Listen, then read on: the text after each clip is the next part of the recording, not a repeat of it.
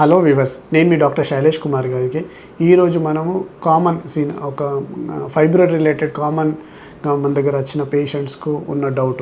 So చాలాసార్లు fibroids pregnancy వాళ్ళు pregnancy confirm అయిన తర్వాత రెగ్యులర్గా చెకప్కి వెళ్ళినప్పుడు ఇలాంటి గడ్డలు కనపడతాయి, ఆ స్కానింగ్లో డిటెక్ట్ అవుతాయి.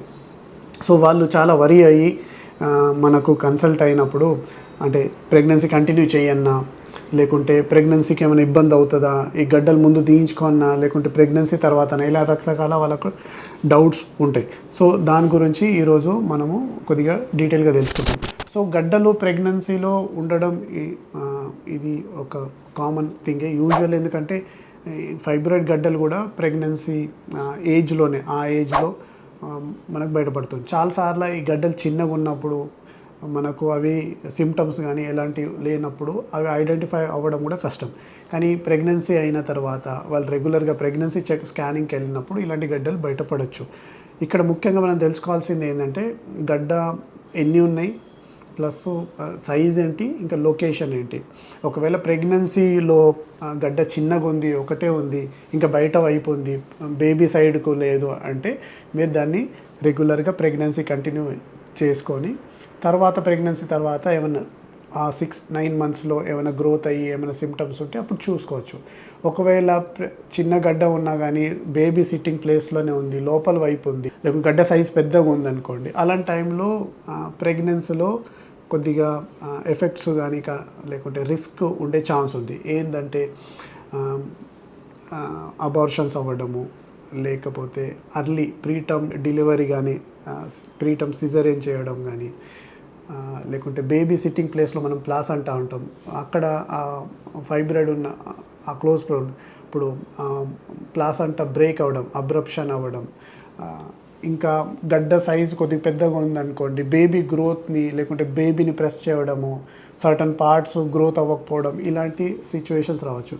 ఇంకా కొన్నిసార్లు ఏంటంటే బేబీ కూడా తిరుగుతూ ఉంటుంది కాబట్టి కొన్ని ఏజ్లో ఈ గడ్డ వల్ల ఆ బేబీ మూమెంట్స్ కూడా సరిగా ఉండకపోవచ్చు. సో పొజిషన్స్ బేబీ డిఫరెంట్గా ఉండొచ్చు. ఇంకొంత పేషెంట్స్కు గడ్డ వల్ల లోపల వైపు ఉన్నప్పుడు డెలివరీలో ఇబ్బంది అయ్యి సిజేరియన్ చేసే స్టేజెస్ కూడా వస్తుంటాయి. ఒకవేళ గడ్డ లోపల వైపు అంటే బేబీ డెలివరీ సైడ్ కెనాల్ దగ్గర ఉందనుకోండి. సో ఇలా డిఫరెంట్ ప్రాబ్లమ్స్ ఉంటాయి. కానీ ఇక్కడ ముఖ్యంగా ఏంటంటే మనము గడ్డ సైజ్ ఏంటి, ఎన్ని ఉన్నాయి, ఇంకా అదేమన్నా బేబీ ఇన్నర్ సైడ్ ఏమైనా ఉందా, ఇది తెలుసుకోవడం చాలా ఇంపార్టెంట్. దీని తర్వాత పర్టికులర్గా మీ కేసు, ఎందుకంటే ప్రతి ఒక్కళ్ళకు ఆ గడ్డ సైజ్ కానీ డిఫరెంట్ ఉంటుంది కాబట్టి అందరికీ మనం జనరలైజ్ అడ్వైజ్ ఇవ్వలేము. ఇందులో డెఫినెట్గా మీరు ప్రెగ్నెన్సీ ఉన్నప్పుడు మీ డాక్టర్ని కన్సల్ట్ అయ్యే గడ్డ గురించి ఇవాల్యుయేట్ చేసుకొని దానికి మీ పర్టికులర్ కేసులో ఏం చేయాలి అంటే, కొన్నిసార్లు ఇలాంటి సిచ్యువేషన్స్ కూడా ఉంటాయి. మీరు అబార్షన్ చేసి ఆ గడ్డను తీయించుకున్న నెక్స్ట్ ప్రెగ్నెన్సీ అప్పుడే ట్రై చేయాలి. లేకుంటే ఏమవుతుందంటే మీ మధ్యలో వెళ్ళి బ్లీడింగ్ అవ్వడం, బేబీ సరిగా గ్రోత్ అవ్వకపోవడం, బేబీ మాల్ఫార్మ్డ్ అంటే ఇబ్బంది అవ్వడం, ఇలాంటి సిచ్యువేషన్స్ ఉంటాయి. కాబట్టి ఫస్ట్ గడ్డ తీయించుకొని మళ్ళీ కంటిన్యూ చేయడమే బెటర్. కొన్నిసార్లు మీరు నార్మల్గా కంటిన్యూ చేయొచ్చు.